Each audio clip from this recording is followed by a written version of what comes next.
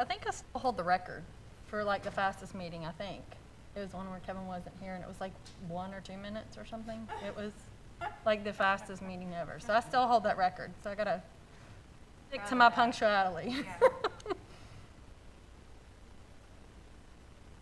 I don't know, I think I want to talk about textbook fines for a while. Well, They revamp that. I know how to procedurally stop that, so we'll work that out.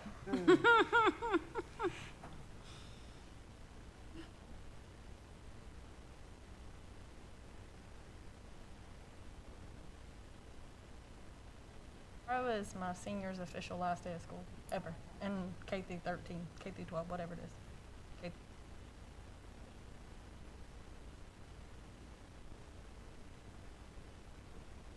Okay. She thinks she is. I don't know. It's kind of stressful right now. Housing and deposits and all of that. So, like figuring out who you're going to room with, that's their big stressor. None of her close friends are going to MTSU. I mean, she knows people going to MTSU, but none of her close friends are. So. Well, that means she'll still be friends with them afterwards.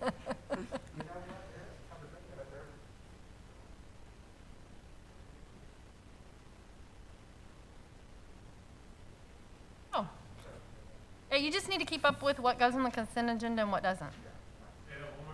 You need to keep up with what is going on the consent agenda and what's going on the regular agenda for next week. Oh, that's right, okay. Oh, the votes, okay. I told him if Chairman Floyd was here, I could tell her in advance what that would be.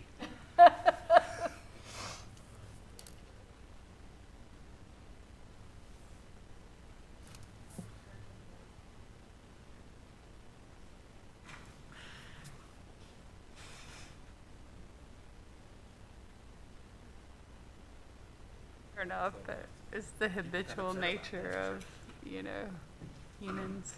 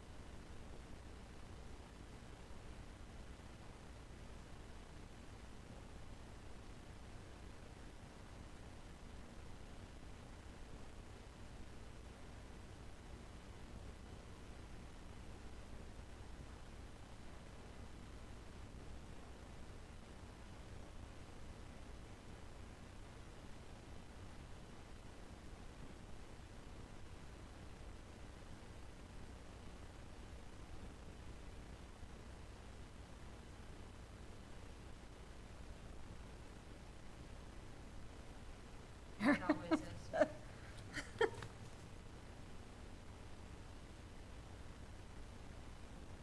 Okay, I have 5:45. We'll call the work session to order. If everyone would stand for a moment of silence, and then after that, we'll have the pledge.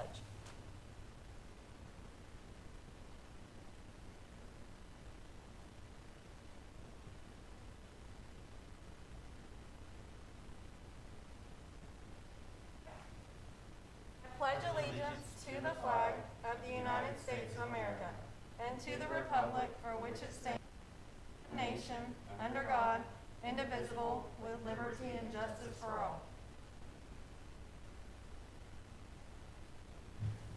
Well, I guess we don't have our Madam Recorder, so Mr. Superintendent, would you please call the roll?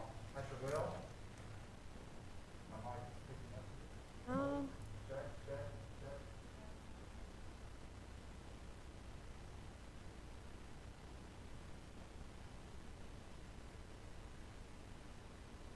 Check, Yes. check. Okay, sorry about that. I'll call the roll. Chairman Floyd, Vice Chair Harrison, Present? Ms. Thomas, Mr. Burnett? Ms. Childs? And I am here as well, so we do have a quorum.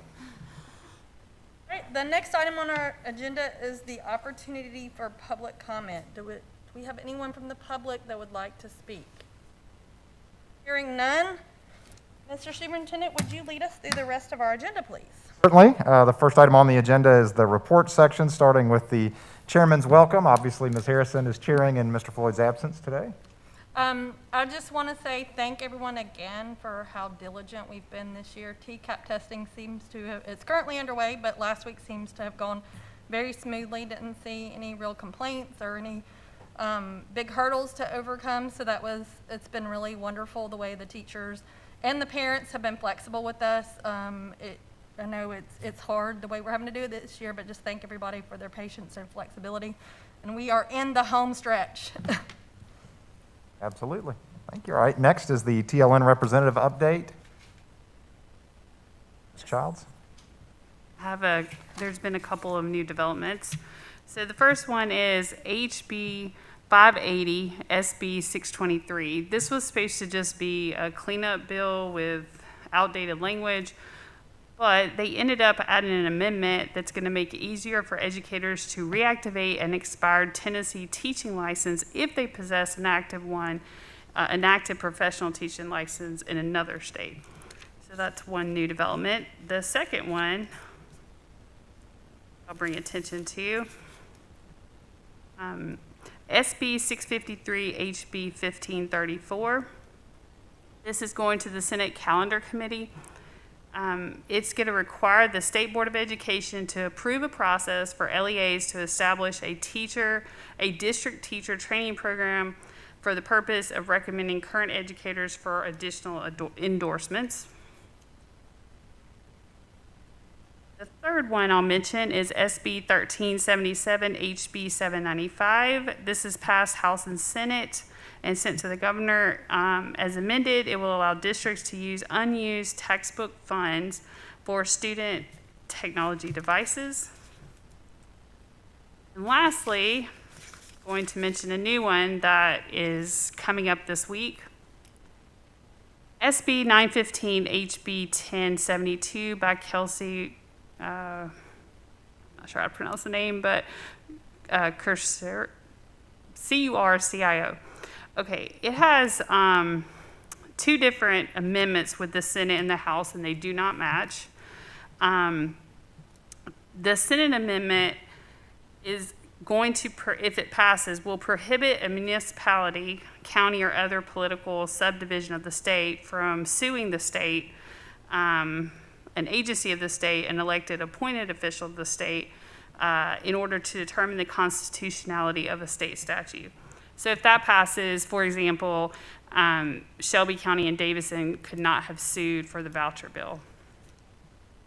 It would have to, that checks and balance would have been lost, and I think it would have to go through an appeal process instead. So that's coming up. All right, thank you. Any questions or conversation, I guess?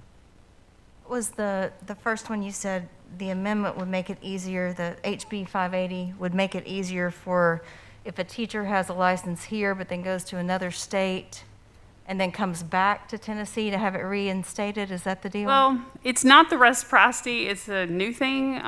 Basically, it's saying if you have an expired teaching license, but then you possess an active teaching license in another state. Yes, it would make it easier for you to get back your Tennessee license that you allowed to expire previously. Anything that makes it easier for teachers to be Yes. qualified to teach that we want to hire, we're definitely tend to be in support of, so that sounds encouraging, potentially. Good. All right, next item is the superintendent's report. I do have a few things I'll share with the board and with the public. I echo Ms. Harrison's sentiments. Testing has been extremely smooth. In fact, I want to call out by name Shelley White and at the elementary school, and Michael Krieger at the middle school, and then Tammy Beauvais from the central office, who kind of lead the testing efforts. It is a monumental task every year. It is a thankless task for the most part. You're just trying to get through the day without snafus. But when you combine that with the professionalism and the experience of our teachers, it really has been smooth. You walk in and it's just a nice environment and gives the students an opportunity certainly to do their best work. So we're very grateful. And also, I'm echoing Ms. Harrison's comments, the parents have just been amazing.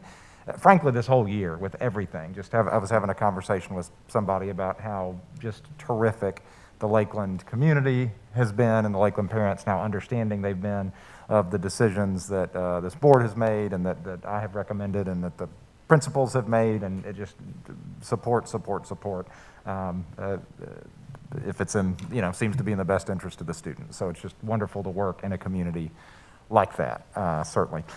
Speaking of which, this is Teacher Appreciation Week, and I want to note both schools just do an amazing job. I feel like recognizing the teachers and making that really a fun week in spite of it being testing week, and the PTA and PTO get involved with that certainly, and just make sure that the teachers, I think, feel appreciated, and they absolutely should, and this year more than any other year ever in the history of education as far as I'm concerned. We've got 2 more Mondays after this of school. Don't think folks aren't counting. I do think I feel like the later testing window, we opted for one of the latest testing windows that we could have, and particularly in this year where a lot of the normal kind of celebrations aren't possible or certainly as fun. I do think getting through testing and just having the end of school right there on the other side of it, I feel like, at least anecdotally from what I've heard from people, has been well received. I don't know if it works as well in a year where you do have all those things, but it certainly gave our students additional time to prepare for the test, the students and the teachers, so I think that was a good move. As has been publicized, we're very excited to now have selected Ms. Gina Decker as the first Lakeland Preparatory School Vice Principal. I have invited her to be with us at the business meeting next week and do a brief introduction. I don't know for sure, she's checking on that, if she'll be able to be here, but if she can't be there, I know she's very eager, I should say, to meet the board members and members of the community. So she gets that part of it, and we just couldn't be more pleased to have Ms. Decker formally on board, and I know she's excited and ready to go. Just an update on our summer learning camps that are now mandated by state law. We did wind up opening up that option to all students in Lakeland school system, and as of now, which should be pretty close to the final, we have 63 students signed up for the 4-week summer learning camp at Lakeland Preparatory School, and 187 signed up for that opportunity at Lakeland Elementary School, and those teacher assignments are being finalized, I believe, today. If teachers haven't been notified yet, it will be soon as we finalize the budget for both of those sites, and look forward to having some great opportunities for our students to continue their learning this summer. I will be presenting the Lakeland School System budget to the Board of Commissioners this Thursday at their work session at 5:30. I'll also be sharing the approved resolution that the school board approved regarding the possibility of locating a Lakeland School System central office at the Lakeland Town Square or Lakeland Commons site. So that'll be happening Thursday. I did want to talk just a little bit about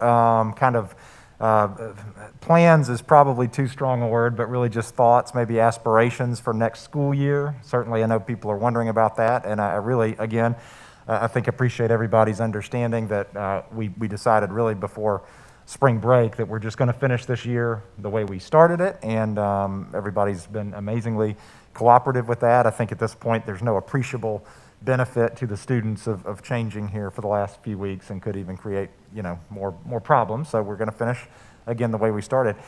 When people ask me, what is next year going to look like, or what do we think it's going to look like, I think and I hope and our intention is that it's going to look like school, that we're going to be able to come back at that point with buildings of adults that are fully vaccinated, and hopefully maybe even in the middle school some students that are fully vaccinated, and that we have school, and that includes changing classes and eating in the cafeteria and having programs and performances and plays and sports as we have.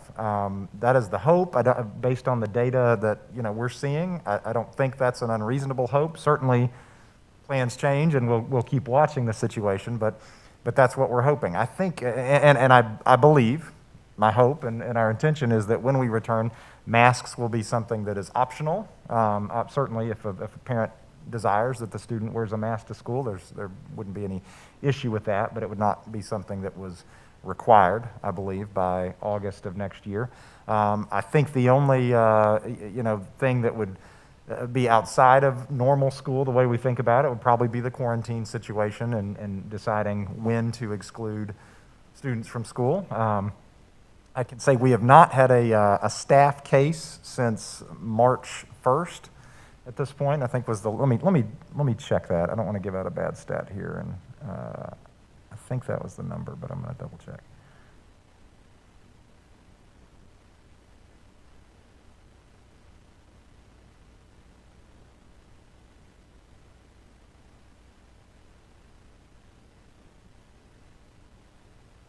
I know those things tend to be repeated. That was March 1st. That was the last staff member that had a positive test in Lakeland school system. Prior to that, it was February 14th. So that was actually kind of an anomaly. We have not really had cases to speak of much at all since the vaccination option was given to our employees. So that's good.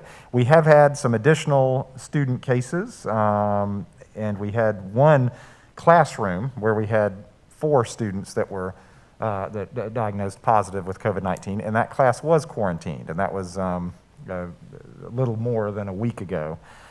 So it's not hard to think that that type of thing could still happen next year. So really, to me, I hope what we're having to navigate is what does that look like and how do we pivot when that happens. I will say that we're continuing to try to figure out what does it mean that the state has said that we cannot offer remote learning and have it count as attendance? What does that mean if you do have a class that's in quarantine? As some school board members shared with me some information, some of the responses we're getting about, well, they could switch to homebound,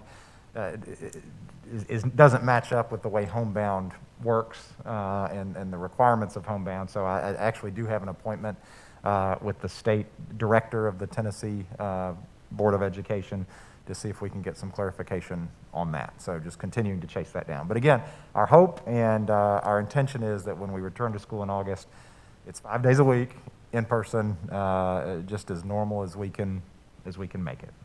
So. Any questions on that report? What did you say the learning camp numbers were at LPS? 63 at LPS, 187 at LES. Okay, thank you. Yep. One kind of follow-up question to the remote learning. So Uh-huh. if I remember correctly, maybe after 10 absences, you have to have a doctor's note. Is that correct? So like if we have to start counting quarantines as absences, then they have to go get a doctor's note after 10 absences, and that's state law, I believe. And then you start running into truancy at 15 or something like that. I mean, with 3 quarantines in 1 year, or 2 actually, depending on when the cases were identified, you could end up with kids in juvenile court for truancy that didn't do anything wrong. To me, you've hit on, I think, just the lack of connection between what they're saying the solution is and what the reality is. Okay. Because yes, you are 100% correct. There are implications for truancy and juvenile And that's court. a reporting function we have to maintain with the juvenile court system, right? I mean, I think Correct. there's state law that dictates we have to make sure we're in compliance with that with reporting. We can't just be like, oh, we have to follow. Every year, I sign off on a little form, and you guys approve it that says we are in compliance with all state laws, procedures, and state Board of Education rules and regs. That's how they put it on me and on us on the board. So you are correct. Yeah, they're not Has there been optional. any discussion about any, I don't want to say flexibility, but like where the state board of, because I know the legislature is soon to, adjourn or whatever. So has there been any discussion about the state board of education and them being able to implement rules to counteract quarantines or that truancy issue, or or maybe that's what your appointment is about? That's what our appointment Okay. is about. Okay. My hope is to make sure that we're on the same page as LEAs and as I wholly believe that the State Board of Education has good intentions and wants the schools to be able to function appropriately. I think that the Board of Education, the governor, want school to be in person. We want school to be in person. We just think there's somewhere between we want school to be in person and we're still going to be dealing with after effects of the pandemic. So how do we meet in the middle and make sure that we're using remote learning in a way that's an option in an in-person context and not a just stay home and do remote learning, which is not really what we want to do either. But there is flexibility there that we'd like to have. If an entire class, as we had again in the last 2 weeks, is quarantined or excluded from school, including the teacher, seems like a pretty great option to have the teacher pull up, the laptop that they've learned how to do and instruct those, the remote learning rather, that they now know how to do with some level of expertise and instruct those kids while they're out. That seems logical that we would want that. Yeah. So you Okay. think it'll be, the logical thing to do would be to have a CLP for those instances that it might be different school district to school district, depending upon whether they have devices or however they navigated 2020, 2021. It wouldn't be the same thing, I wouldn't think, for every single district. But if you had proof that you could educate those kids, if they were sent home for 10 days, then we already have kind of a draft for that. We already know how to do it. We have it. I mean, Right. We know right how now, to what do the it. governor said is the CLP can only be activated in a public emergency Right. situation. And I think what we'd like to say is in a public emergency situation or on a more limited basis if it involves exposure or diagnosis of COVID-19. Right. It's not a substitute Right. for, it's not either or, it's if this happens, then we do this. Yes. Yeah, Seems logical. So we'll see how that goes. we'll see. I didn't process it. About, literally, we would potentially be putting families in jeopardy of criminal issues outside of their control when they've done nothing wrong. So, I mean, certainly I want children to be able to learn, but I know children have proven resilient and be able to remote learn or do homework assignments. It's really a problem if you're counting kids' absence though when they're quarantined and you have a state law that says you can only have so many, and yet you're telling us we have to count them absent. So anyways, it just puts families in a bad situation when they're just trying to follow the rules. Agreed.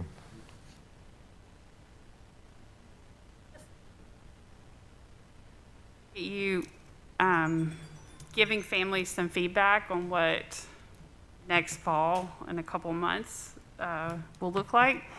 I feel like Lakeland Schools has done a great job this school year with keeping everyone safe and the larger community as a whole.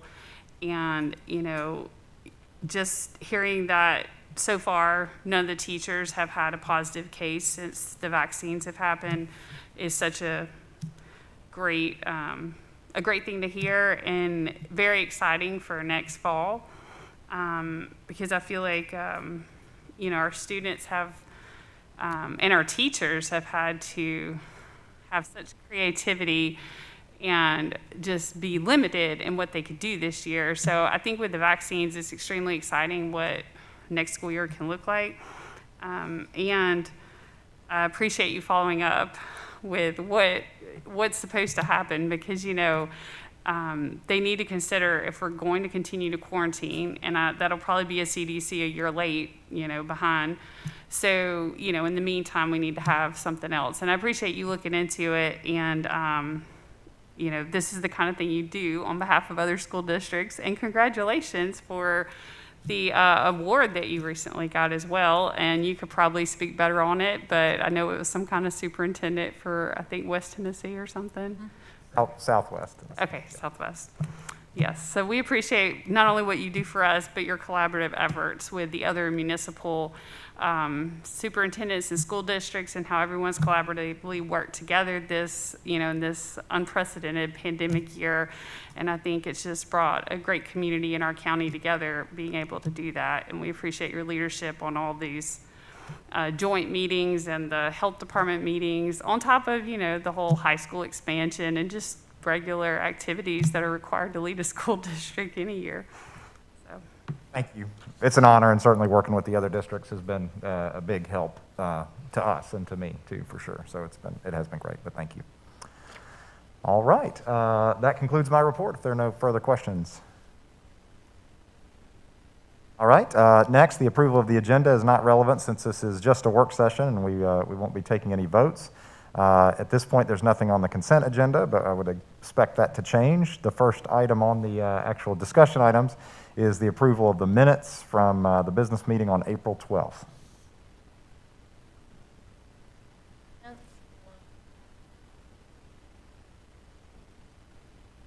These on the consent agenda. Hearing none, this item will roll to our consent agenda for next week. Next item. Next item is discussion action on the FY 2021 budget amendments. Yours to present. It is. This one actually just has to do with the, we actually received more money from the city of Lakeland based on the 15-cent property tax equivalent. And so we made that adjustment and then subtracted the amount that was going to be taken out of fund balance accordingly, so that we wound up with the same bottom line on the budget. Concerns or questions regarding this item? Moving it to the consent agenda for next week. Hearing none, this item will go on our consent agenda for next week. Next item. Next item is, y'all forgive me. I apologize. Okay, so number 2, actually, we don't have yet. Number 2 is going to be, that is the 2021 budget amendment. That will be. That's what's posted online, right? That's not what's posted online. That one's not ready yet. That has to do with our summer learning. I jumped the Okay. gun. I looked at the wrong one. That one is not here for you to discuss, and I'll Okay. present that. It'll stay on the regular agenda. So number 2 stays on the regular agenda. Number 3 is the one I just discussed that would go on the consent agenda. Number 3 is the one that's published online. Correct. That's correct. I'm sorry. So that's the one that we reviewed online. Yes. Yes. Any concerns or questions about that item? So number 2 will stay on the regular agenda. There's for Dr. Horrell to present next week, and number 3 will go to the consent agenda for next week. Right. All right, any concerns about that? Everybody straight on that? Okay. All right, next item. All right, next item is discussion action on the 21-22 school fees, and we did have several proposals to change the school fees. Our process is we send this to the principals, and they work with their organizations to make recommendations to changes, and those are presented to you now. Question or questions on the fee changes? If you look online, there's several, and they should be highlighted in yellow. Is that correct? Yes. Okay. One just quick clarifying question. The class T-shirt fee, is that something that parents have paid out of pocket separate, or is that a new fee we're adding in? No, it's last year, the class T-shirt fee was not to exceed $8.50, and they've moved it up to $10. Yeah. Thank you for that. You're welcome. Is there any more discussion on the fee changes or fee updates? I guess they would not be changes, but fee updates. Hearing none, is there any objection to putting this item on our consent agenda for next week? All right. With no objection, this item will go on our consent agenda for next week. Next item. Next item is discussion action on 21-22 textbook fines. There are no changes to the fining recommendation, but it does require board approval each year. Discussion on this item?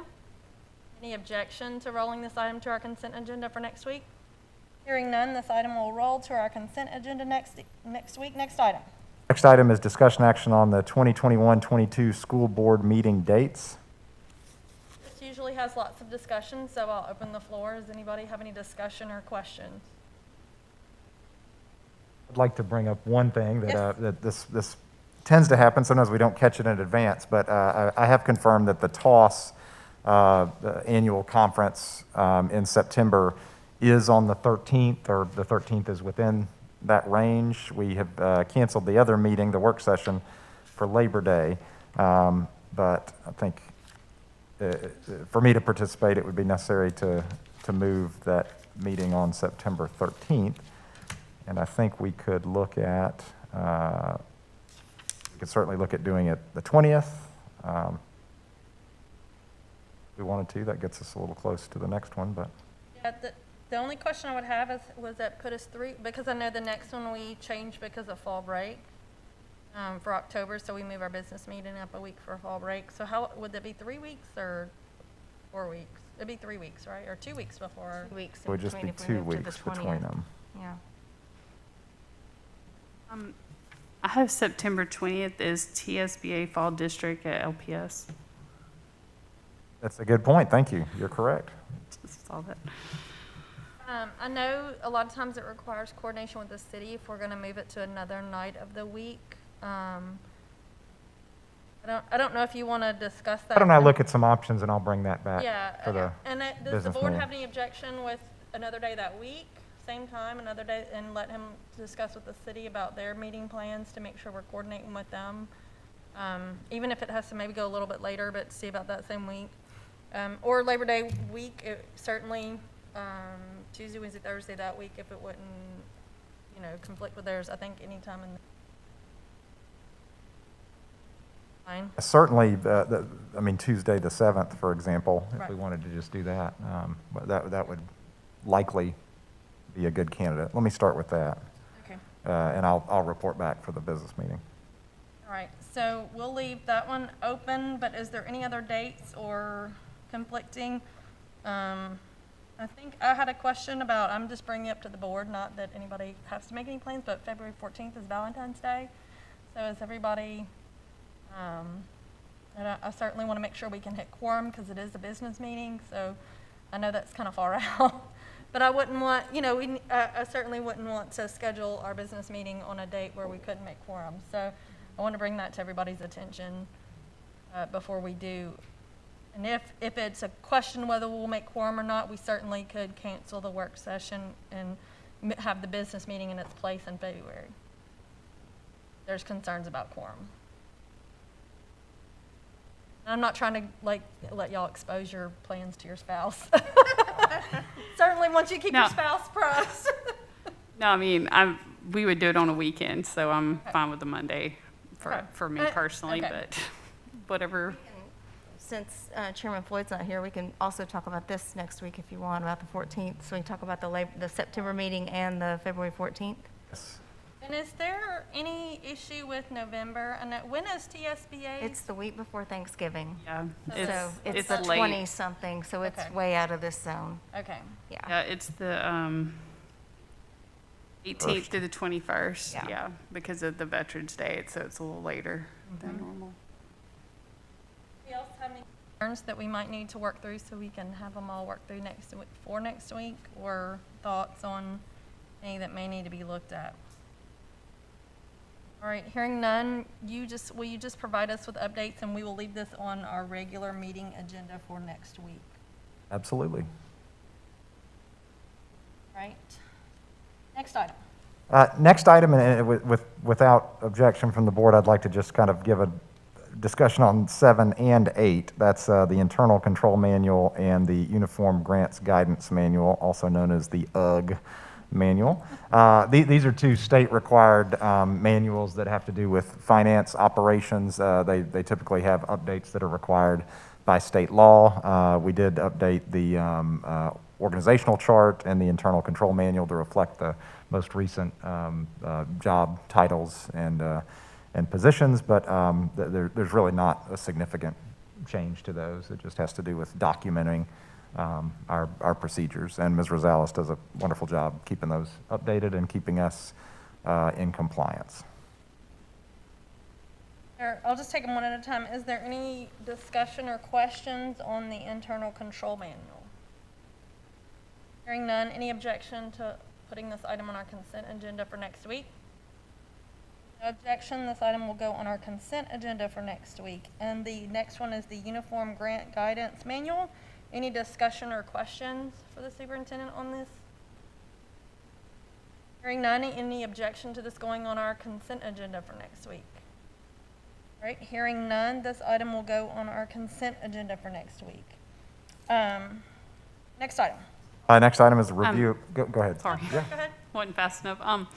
The link on the agenda for the Uniform Grants Guidance Manual is the policies and procedures. Is that what it's supposed to be? 45-page document? Is that what you're talking about? Yes, it is, Yes. it is. Okay. At the end, the new uniform grants guidance, yes. It's- Okay, just making sure that it was No, the thank right you. thing I read. Okay, Yep, that is the correct, I can see where that would be misleading, but that is the correct document. okay, thank you. Uh-huh. Now officially, next item to the, Next item is Policy a manual. review of the policy manual, section 6. Okay. is there any policies that the board would like to bring up at this time? Certainly you can bring it up at any time, but in the second half specifically? All right, hearing none, we'll just leave this item as a placeholder for our business meeting, and no action is required by the board. But of course, remind the board at any time, you can bring up any policy you wish to discuss. Policy on words to not use next year, like unprecedented. We can look at that. We'll send that to summer study. We should have a draw. Every time a board member uses one of those words, she would have to put, or he would have to put money in the I jar. like it. Make it a fundraiser. That would be great. All right, is there any items that was not on the agenda, and I probably should have asked this before, is there any items any board member would like to bring up or discuss or add to the agenda that we have not discussed? Hearing none, is there any announcements? Burnett? Just a reminder that the Lakeland Education Foundation is hosting its final fundraiser with Moe's for the year on Cinco de Mayo. And so be sure and place orders. What's the deadline for that? It's a wonderful question. I think it's May 4th. I think it is tomorrow. It's May the 4th. Be with you. Yes, May the 4th be with you. Any other announcements? Michelle mentioned Dr. Horrell's selection as the winner of the Southwest Core, is that what it is? Superintendent of the Year. So now you go on to compete for the Tennessee Superintendent of the Year, and we will be waiting to hear, but do you have any idea when that announcement will be made? I do. They actually announced that at that TOS convention in September. They do? So, Okay. yes, that's at the TOS banquet the first night. They recognize all 8 of the finalists, and then they name the Tennessee Superintendent of the Year, who goes on to compete for the National Superintendent of the Year. Okay. Well, congratulations. We're glad you're ours. Thank you. Well, I'm right where I want to be, so thank you. The only thing I will remind the board of is that if you have not completed your training for this year, we do have, I think, until July 31st. Is that correct? Is that the right I timing? don't know. So I know there was modules that you could do, 7 or 8 modules. So just remind the board, if you haven't finished, make sure you finish your annual training so we're in compliance with state law. Very important. And I don't have any further announcements, so hearing, going once, going twice, do I have a motion to adjourn? Moved. Do I have a second? I'll second. We have a motion and a second. We are adjourned. Thank you, everyone.